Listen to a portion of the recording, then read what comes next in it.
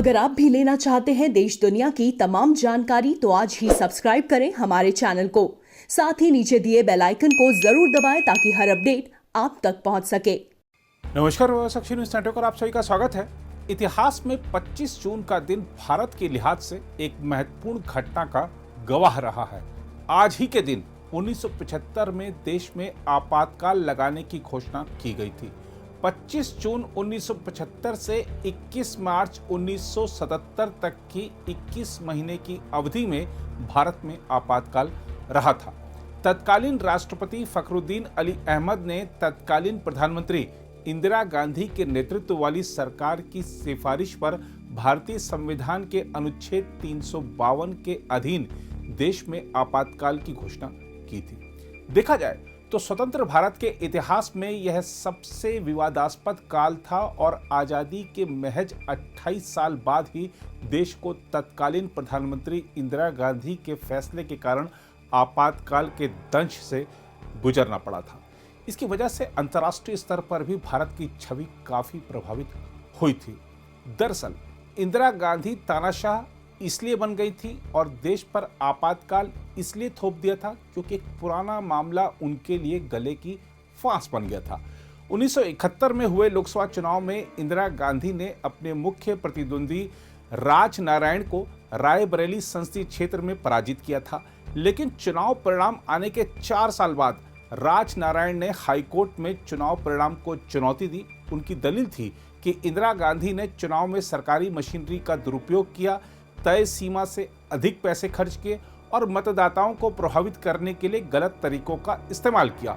12 जून 1975 को इंदिरा गांधी को इलाहाबाद उच्च न्यायालय ने आरोपों में दोषी पाया और 6 साल के लिए पद से बेदखल कर दिया तथा इंदिरा गांधी के चिर प्रतिद्वंदी राज नारायण सिंह को चुनाव में विजयी घोषित कर दिया था।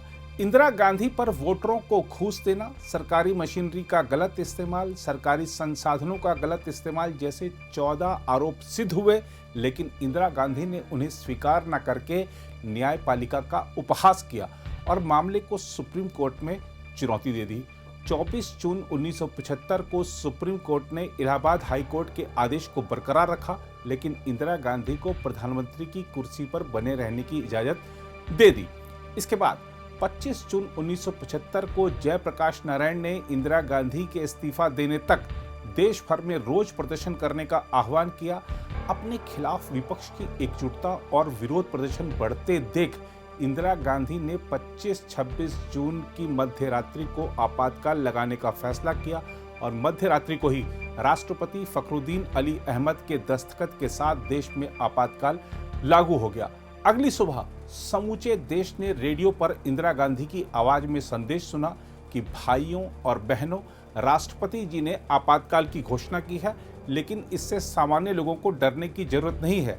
हालांकि उस दौरान जनता के सभी मौलिक अधिकारों को स्थगित कर दिया गया था। इसके साथ ही सरकार विरोधी भाषणों और किसी भी प्रकार के प्रदर्शन पर पूर्ण प्रतिबंध लगा दिया गया था।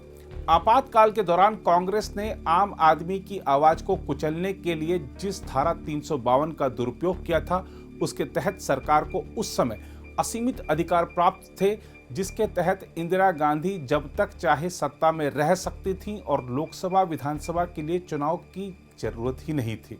यही नहीं, मीडिया और अखबार आजाद नहीं थे और सरकार कैसा भी कानून पास करा सकती थी। उस समय मीसा और डीआईआर कानून के तहत देश में 1 लाख से ज्यादा लोगों को जेलों में ठूंस दिया गया था।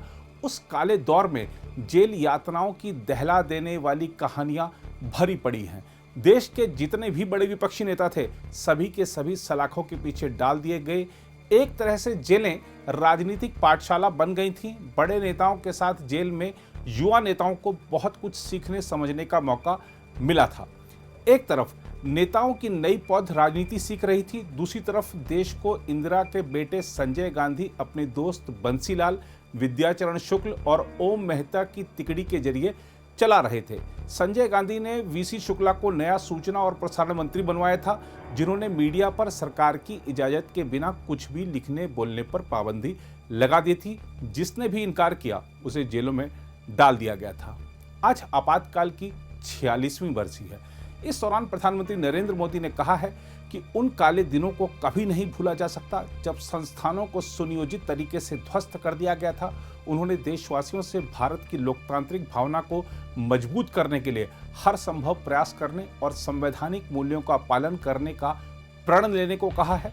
भारतीय लोकतंत्र की रक्षा करने और आपातकाल का विरोध करने वालों को याद करते हुए प्रधानमंत्री ने भाजपा की ओर से सोशल मीडिया के मंच इंस्टाग्राम पर जारी किए गए एक पोस्ट के लिंक को भी साझा किया, जिसमें जिक्र किया गया है कि आपातकाल के उस दौर में भगत सिंह और चंद्रशेखर आजाद पर बनी फिल्मों, किशोर कुमार के गानों, महात्मा गांधी और रविंद्रनाथ टैगोर के उद्धरणों तक पर प्रतिबंध लगा दिया गया था। प्रधानमंत्री ने कहा, इस प्रकार से कांग्रेस ने हमारे लोकतंत्र को कुचल दिया था।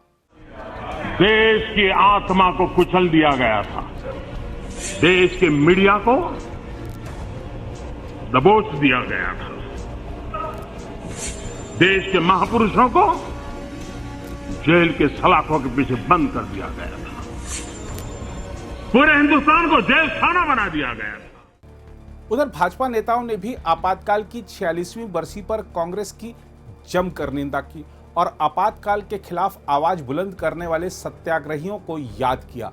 केंद्रीय गृह मंत्री अमित शाह ने एक के बाद एक ट्वीट करके कहा कि वर्ष 1975 में आज ही के दिन कांग्रेस ने सत्ता के स्वार्थ व अहंकार में देश पर आपातकाल थोपकर विश्व के सबसे बड़े लोकतंत्र की हत्या कर दी थी। उन्होंने कहा, असंख्य सत्याग्रहियों को रातों रात जेल की काल कोठरी में कैद कर प्रेस पर ताले जड़ दिए गए थे। नागरिकों के मौलिक अधिकार छीनकर संसद व न्यायालय को मूक दर्शक बना दिया गया था। वरिष्ठ भाजपा नेता ने कहा कि एक परिवार के विरोध में उठने वाले स्वरों को कुचलने के लिए थोपा गया आपातकाल आजाद भारत के इतिहास का एक काला अध्याय है। उन्होंने कहा, 21 महीनों तक निर्दयी शासन की क्रूर यातनाएं सहते हुए देश के संविधान व लोकतंत्र की रक्षा के लिए निरंतर संघर्ष करने वाले सभी देशवासियों के त्याग व बलिदान को नमन। भाजपा अध्यक्ष जेपी नड्डा ने कहा कि वर्ष 1975 में आज ही के दिन कांग्रेस ने राजनीतिक स्वार्थों के लिए आपातकाल की घोषणा की थी, जो भारत के महान लोकतंत्र पर काला धब्बा है। उन्होंने कहा, मैं उन सभी सत्याग्रहियों को नमन करता हूं जिन्होंने भीषण यात्राएं सहने के बाद भी आपातकाल का विरोध किया और लोकतांत्रिक मूल्यों की आस्था को संजो कर रखा। मुझे याद है 45,000 लोग DIR में अंदर थे। 19 महीने, 20 महीने, 21 महीने, 22 महीने के लिए जेल के सलाखों के पीछे डाल दिए गए थे। कांग्रेस पार्टी के लोगों को छोड़कर और कम्युनिस्टों को छोड़कर देश के सभी राजनीतिक दल जेल के शिक्षों के पीछे थे। सूचना और प्रसारण मंत्री प्रकाश जावड़ेकर ने ट्वीट किया, कांग्रेस का नाम पाखंड है। आज अभिव्यक्ति की स्वतंत्रता की बात करने वाली कांग्रेस ने ही देश में आपातकाल लगाया था और सारी स्वतंत्रता खत्म कर दी थी। आपातकाल ही कांग्रेस का सही स्वरूप है। इसके अलावा केंद्रीय मंत्री नितिन गडकरी ने आपातकाल को देश के लोकतांत्रिक इतिहास का सबसे काला दिन बताया और कहा, लोकतंत्र की रक्षा के लिए देश के करोड़ों लोगों ने अपना सर्वस्व लगाकर संघर्ष किया। उन्होंने यातनाएं झेली और जेल गए। उन सभी लोकतंत्र के रक्षकों को मेरा नमन। मध्य प्रदेश के मुख्यमंत्री शिवराज सिंह चौहान ने ट्वीट कर कहा कि गरीबी हटाओ का नारा देने वाली कांग्रेस ने आपातकाल लागू कर गरीबों के मुंह का निवाला छीनने का घनघोर पाप किया था और उस दौरान सच्चाई के लिए उठने वाली हर आवाज पर जुल्म ढाए गए थे। कांग्रेस पर निशाना साधते हुए उन्होंने कहा, समय होत बलवान, समय ने करवट बदली और आपातकाल लगाकर जनता की शक्ति छीनने वाले स्वयं शक्तिहीन होकर कहीं के नहीं रहे।